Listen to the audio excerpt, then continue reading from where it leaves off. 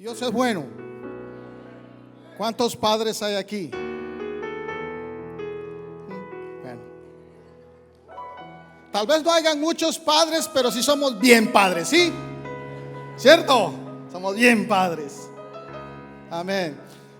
No seré muy extenso en el mensaje ahora, pero sí quiero traer algo a colación y me gustaría, si pueden poner la foto. Y me hago a un lado, ahí está, ¿se mira ahí? En una de las clases que nosotros tenemos en un lugar donde estudiamos, siempre nos preguntan y nos ponen fotos y nos preguntan: ¿qué ve usted ahí? Y yo quiero que ponga atención y que usted pueda observar esas fotos. ¿Qué es lo que usted mira ahí? Y todos podríamos decir: mira, vemos esto, ¿cierto? Pero la pregunta no es qué es lo que usted ve ahí. La pregunta es: ¿qué es lo que usted no ve ahí? ¿Los tengo? ¿Qué es lo que mira usted ausente ahí? Una figura paterna, ¿cierto? Podemos verlo.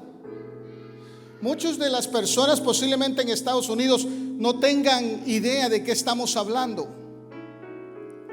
Pero yo crecí en un cantón, en un lugar así, y estoy seguro que muchos de nosotros hispanos en un momento u otro hayamos crecido en un lugar así. Yo quiero, preparando el mensaje, estaba: ¿qué le pongo? Hombres de valor, superhombres. Pero miro la foto y digo: espérate, que algo está faltando, ¿no? Superhéroes. Y no hallaba qué ponerle. ¿Qué le parece si lo dejamos a su discreción conforme vayamos describiendo el mensaje de esta hora? Amén.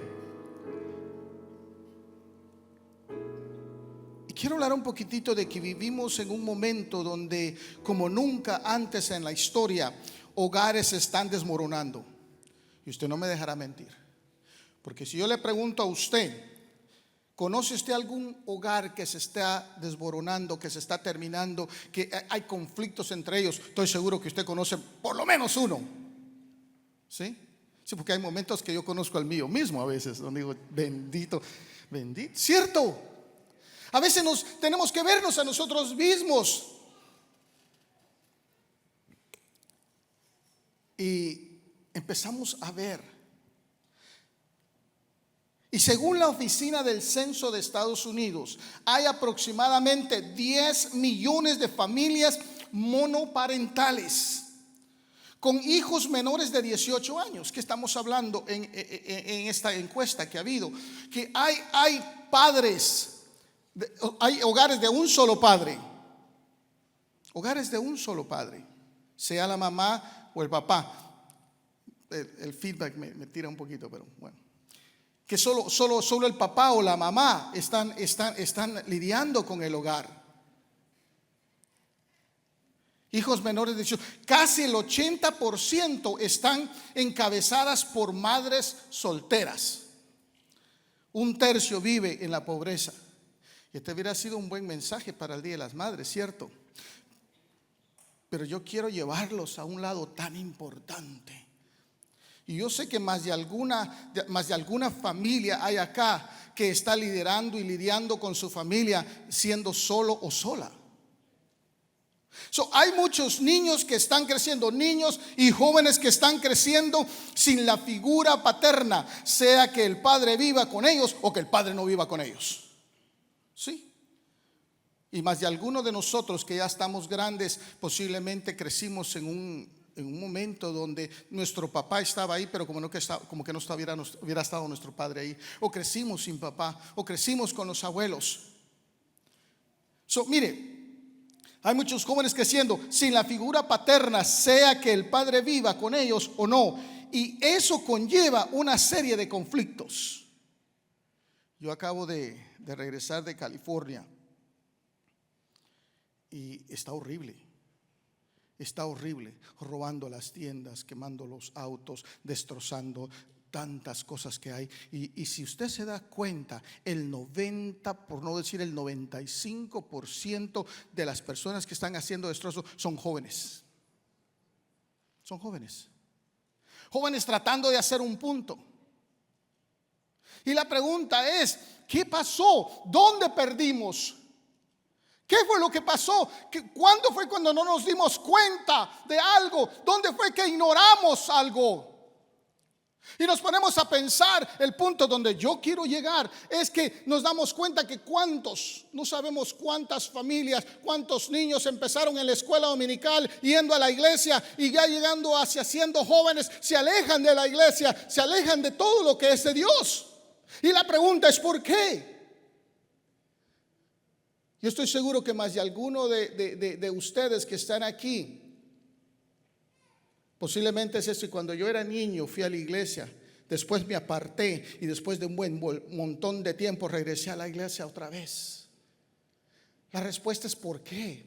¿Qué es lo que nosotros como iglesia estamos haciendo? Pero no solamente nosotros como iglesia, pero usted como padre, nosotros como hombres. ¿Qué es lo que estamos haciendo en nuestras iglesias cuando llegan esos jóvenes, cuando llegan esas madres con sus hijos, sus hijas a la iglesia? ¿Estaremos nosotros dispuestos a tomar ¿cómo podemos decir? Una figura paternal? Mire, en el principio Dios hizo arreglos muy especiales con el hombre. En el libro de Génesis 2:15 podemos ver que dice: tomó pues Jehová Dios al hombre y lo puso en el huerto de Edén para que lo labrara y lo guardara y lo guardase. Pero yo quiero ver que usted vea tres cosas que Dios arregló con el hombre. La primera, hizo un contrato laboral con él. Estableció una comunión con él y lo hizo responsable del equilibrio moral de la creación. Y estaba escuchando yo algo un poquito extraño, donde Adán como que empezó con ganas. Él le ponía nombre a los animales. ¿Y cómo se dice, cómo se llamaban los reptiles grandes, los dinosaurios grandes? ¿Alguien un nombre? Que tienen un montón de letras. Y empieza usted a deletrear y que empezó a nombrar los nombres como que a los que van a la escuela, bendito. Bendito, nos quedamos así, los agarré, ¿verdad? Que tienen nombres grandísimos. Ya conforme ya se iba cansando, empezó a llamar a la hormiga. ¿Cómo le dice? Ant. 3 letras, tres letritas. Se fue cansando y empezó a nombrar ¿a qué otro animal que está chiquito el nombre? ¿Cuál? Cat. Sí, C-A-T. Y de ahí se fue cansando y le llamaba dog. Y se iba cansando y se iba cansando y fue perdiendo aquello. Eso era como comercial. Pero mire, Dios quiere levantar una nueva generación de hombres de Dios. ¿Lo creen? ¿Lo creemos? Dios quiere levantar una generación de hombres de Dios. Pero para ser llamado hombre de Dios, primero hay que ser hombre. Queremos ser llamados hombres de Dios cuando lo que nos falta es ser hombres. Y a veces creemos que el ser hombre es darse a golpes con otra persona. No.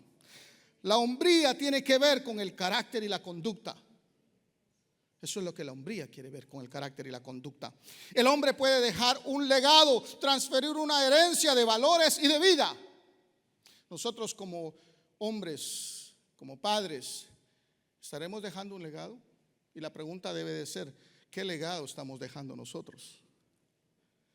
Porque de que vamos a dejar legado, dejamos, sea bueno o sea malo, pero el que dejamos. Mire, le dije que voy a hacer corto, que tenemos un montón de carros que vamos a ir a ver, ¿no? No será como en el este de Los Ángeles, ¿no? ¿Sí? Se imagina, ninguno de ustedes, hay un lugar que se llama el este de Los Ángeles, en un lugar de la Tierra, del planeta Tierra, ahí en California, que cuando hacen esos shows, ahí no se le dicen autos ni carros, ¿Alguien sabe cómo se le llama? ¿Quién dijo ranflas? Sí, ese homeboy. Ya. Ajá. Allá son puras ranflas. Ya. Andan con sus jainas y su ranfla y eso. That's my boy right there.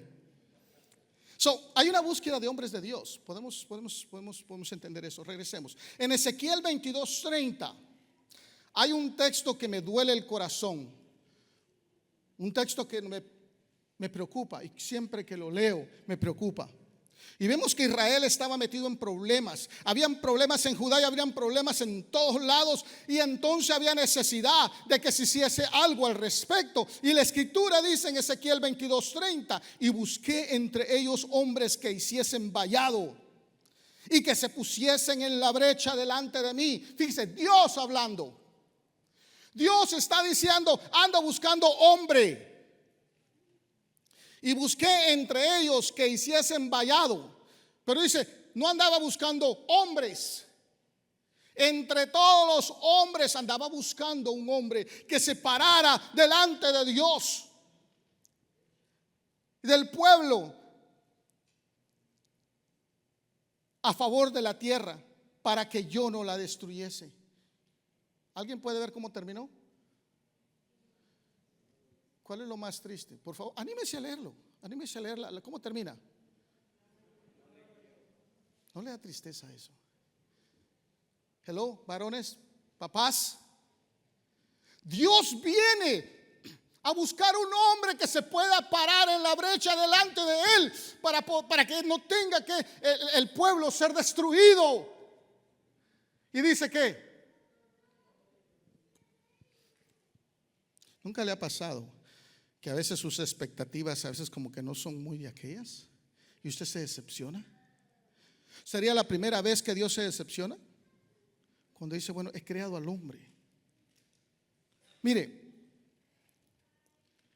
el texto dice, busqué entre ellos hombre que hiciesen vallado. Nos habla claramente de una búsqueda que estaba haciendo Dios para encontrar hombres fieles, hombres de compromiso.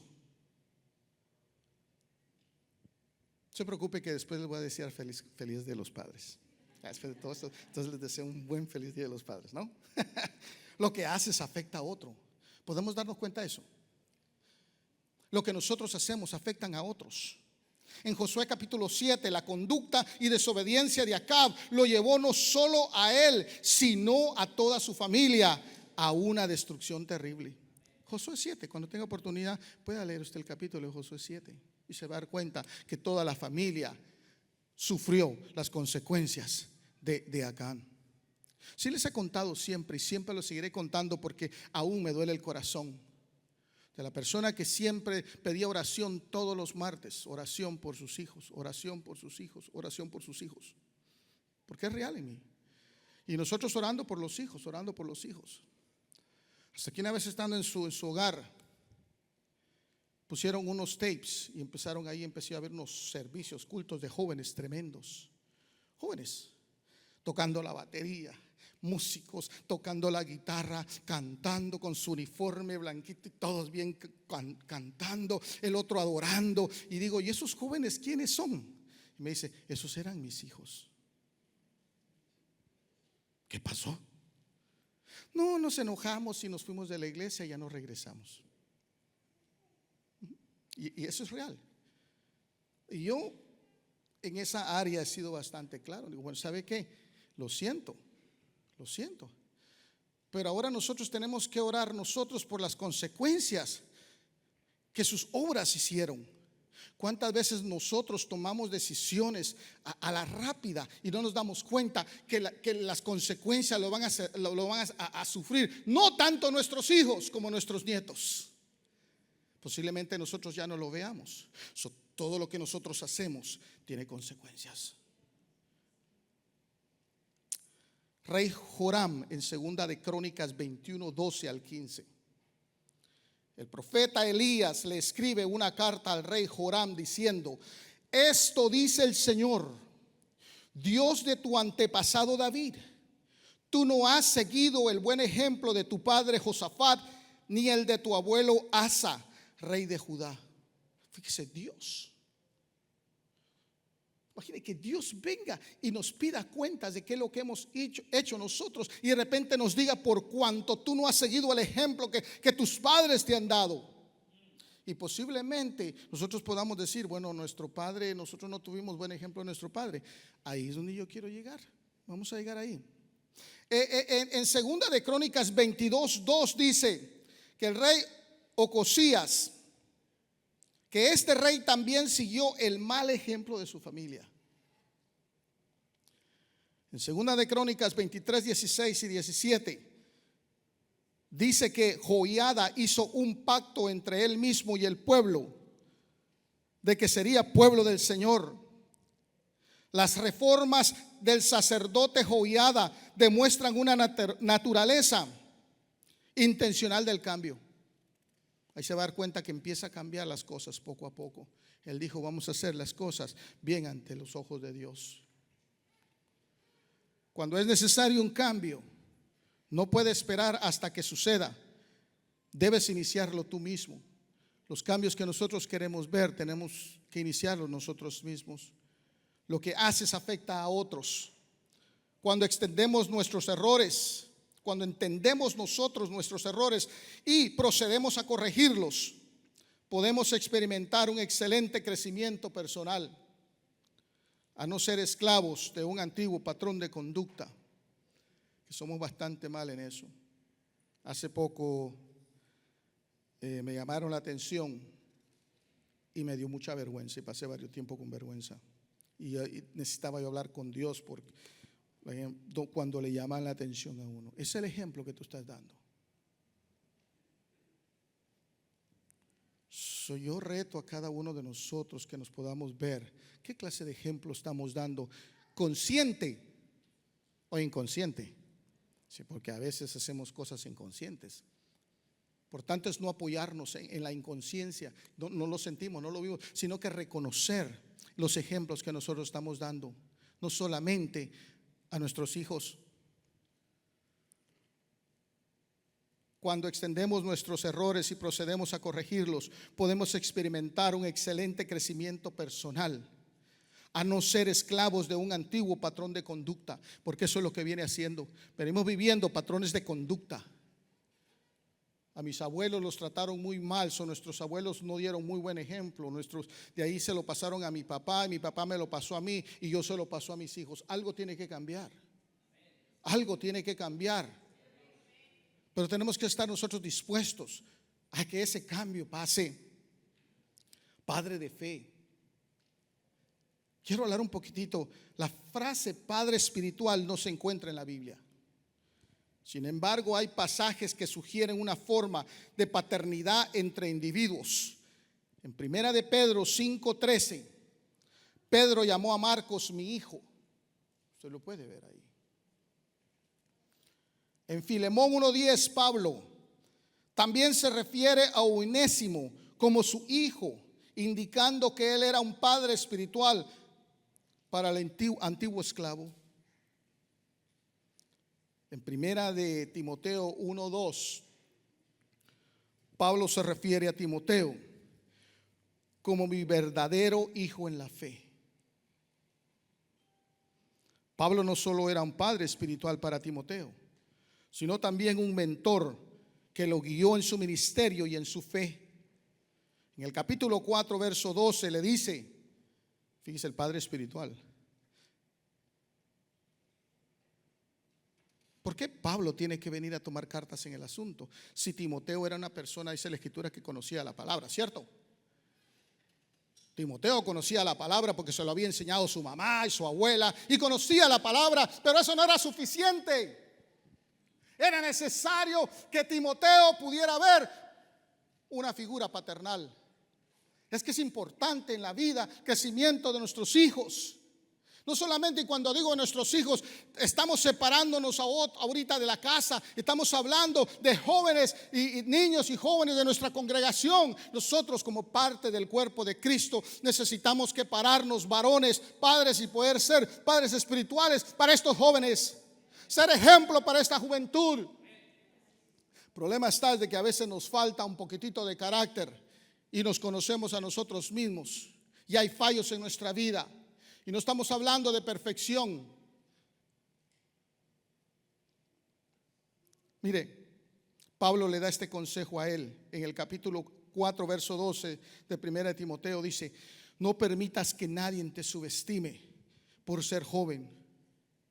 Sé un ejemplo para todos los creyentes en lo que te dices, en la forma en que vives y en tu amor, fe y pureza. Y aquí tengo algo que, ¿cómo era el texto? Porque lo repetíamos todos los cultos de jóvenes. Como ese pastor Tommy, teníamos 7 cultos. 7 cultos en la semana. Pero nosotros los jóvenes teníamos. Empieza, ¿cómo? ¿Cómo va?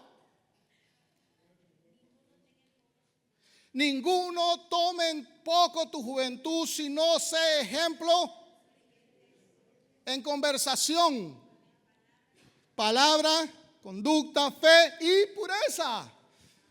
Ya, es que lo que pasa es que la juventud a mí se me fue hace mucho, y cuando se me fue hace mucho tiempo se me fue el texto con ella. Así, se me fue el texto, así que, pero era que siempre lo repetíamos. Y aquí Pablo está aconsejándolo a él. ¿Cuántas veces, padres, permítanme hablar con los padres por un momento? ¿Cuándo fue la última vez que usted le pudo haber dicho a un joven: ¿sabes qué? Sé ejemplo.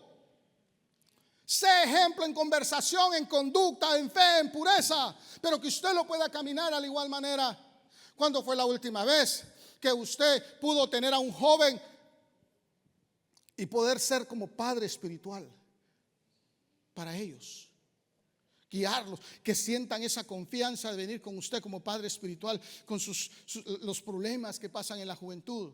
Y que nosotros podamos estar preparados. Cuando digo preparados, estar preparados nosotros como hombres de Dios para poder brindar un buen consejo, una buena guianza a nuestra juventud. Primera de Corintios 4:15. Pablo dice: aunque puedan tener muchos instructores en Cristo, no tienen muchos padres, porque yo soy el que los engendré en Cristo Jesús por medio del Evangelio. Y ya voy a terminar. Les dije, ya estoy terminando. Los padres espirituales enseñan a sus hijos a discernir entre el bien y el mal.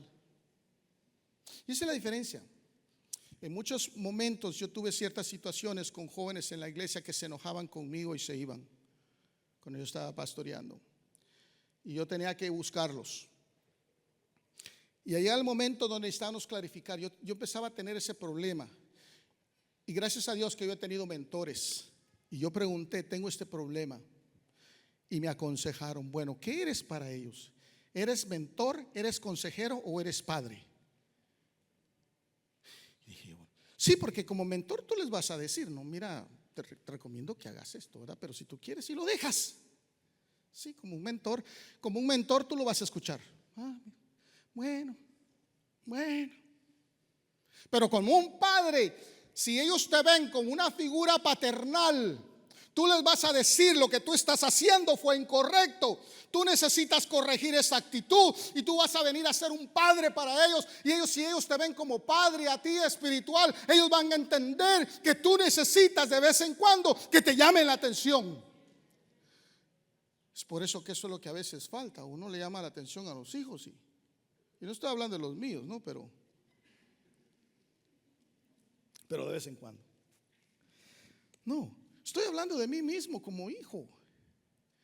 De mí mismo como hijo. Nunca tuvimos una relación. Es extraño que viviendo a media hora de mi casa, mi padre, nuestra relación fue bastante fría. Y ahora que estoy tan lejos en avión, 3 horas y media, ahora estamos entablando esa conversación y estamos empezando a conocernos y a ser más unidos. ¿Por qué? ¿Podemos ser mejores? ¿Podemos mejorar nosotros? Quiero terminar con esto.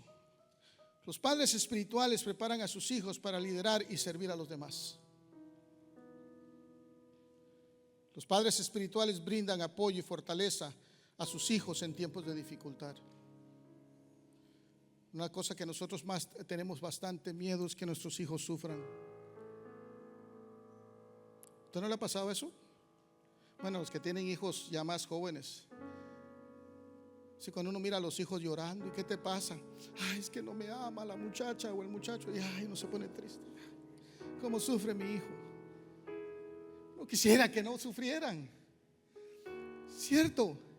Uno quisiera que los trabajos que ellos consiguieran o tuvieran fueran trabajitos donde ellos van y se sientan y dos aquí salen ahí. Pero cuando uno los ve que están sufriendo, que llegan sucios de la casa, que dice, oh my God, pobrecito mi hijo, mira con lo que le ha haber pasado ahora, el calor, la tierra, tantas cosas. Uno quisiera poner la vida por sus hijos. Y les voy a compartir lo que yo he aprendido hace como 3 semanas, que yo aprendí y que me partió el corazón. Una de las cosas que las personas le preguntan a uno, ¿qué sería usted ser capaz? ¿Por qué usted daría su vida? Y yo le estoy seguro que si la mayoría de ustedes, si yo les pregunto, ¿qué sería? ¿Por qué o por quién daría usted su vida? ¿Qué diría usted? ¿Hello? ¿Por quién? ¿Por quién? Nosotros siempre respondemos por nuestros hijos, por nuestra familia, ¿cierto? Hacer sacrificio, dar nuestra vida por nuestros hijos, nuestra familia. Pero no somos capaces de cuidar nuestra salud para nuestros hijos, nuestras hijas, nuestra familia. No somos capaces de hacer ejercicio para cuidarnos nosotros. No somos capaces de ver nuestra alimentación para cuidarnos, para que nuestros hijos tengan un papá, una mamá por muchos años. No, pero somos capaces ¿de qué? De morir por ellos. Pero no somos capaces de hacer sacrificios en nuestra vida por cuidar nuestras vidas. No somos capaces de saber comportarnos con tal de que nuestros hijos puedan ver un buen ejemplo en nosotros. No, pero somos capaces de morir por ellos. Ya vamos a terminar. Pablo vivió de manera que Timoteo lo imitara, siguiendo su ejemplo en la vida y el ministerio. Y en 1 Corintios 11:1 dice: ser imitadores de mí, como yo de Cristo. Yo tengo todavía personas que me llaman desde hace como esto de los textos, que me empiezan a llegar los textos, que les soy sincero, tengo que averiguar quién es. Y son personas que pastoreamos por muchos años, que aún todavía mandan textos: Happy Father's Day, Happy Father's Day. Es importante el legado que nosotros dejemos. Es importante, pero recuerde, nunca se olvide que si usted está buscando un padre espiritual o va a ser un padre espiritual, hay momentos donde los cuales usted tiene que tratar a estas personas. Y no estoy hablando solamente de jóvenes, incluso hombres, incluso padres. Es importante que nos paremos en la brecha.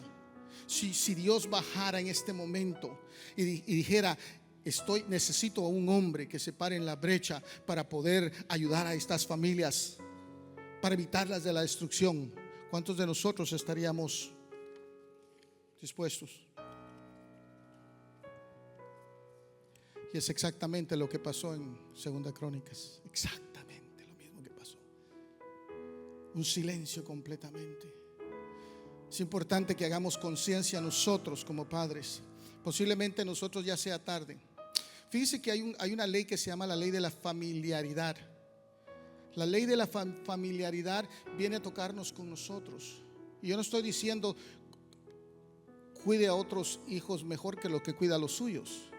La única diferencia es que yo le pido: Señor, mis hijos yo los aconsejo, pero el consejo tal vez no lo tomen bien o no les haga tanto efecto como que venga un padre espiritual que pueda hacer un efecto yo le pido, Señor, que haya una persona, un hombre, una mujer de Dios que pueda aconsejar a mis hijos por la ley de la familiaridad. ¿Qué es la ley de la familiaridad? ¿Qué dice la Escritura al respecto?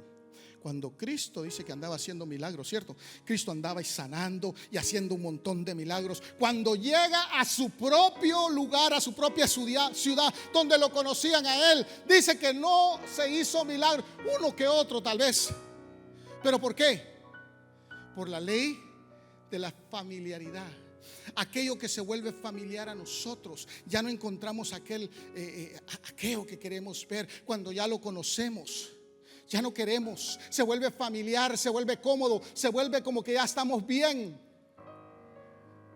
Es por eso que cuando Dios dio el maná al pueblo, el maná solo era para comer ¿cuándo? hoy, mañana ya no sirve, es que mañana debe ser otro día. Eso es lo que pasa a veces en nuestros hogares. Pero ¿qué puedo hacer con mi familia? ¿Qué puedo hacer con mis hijos? Bueno, órale al Señor que salga un padre espiritual, una persona que pueda modelar, imitar a Pablo como Pablo imitaba a Jesucristo, para ser un padre espiritual para nuestros hijos. Porque siempre está la ley de la la ley, lo acabo de decir, familiaridad. Nos familiáramos tanto con eso y dése cuenta que la gente no creía en Jesús allá. ¿Por qué? Pues se lo conocían ya, era familiar para ellos. Pero en otros lados donde Jesús no era familiar, ¿qué? No era que Jesús ya no hacía milagros, no era que los milagros se han terminado. El día de hoy el Señor dice: ¿por qué no vemos milagros como los que veíamos en aquellos tiempos? Por la misma ley. Estamos tan familiarizados con Cristo Jesús que el próximo domingo, pues ¿qué hacemos?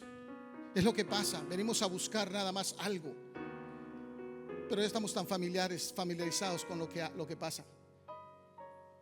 Podemos nosotros pedirle al Señor, posiblemente Él no pueda ser el padre que pueda tocar a la vida de sus hijos, pero posiblemente el pastor, posiblemente otra persona un hombre de Dios que pueda llegar y tocar a sus hijos. Posiblemente yo no pueda llegar a mis hijos, pero posiblemente este varón aquí se pare en la brecha y dice: yo quiero ser un hombre que pueda hacer la diferencia y puede ser un padre espiritual para tus hijos.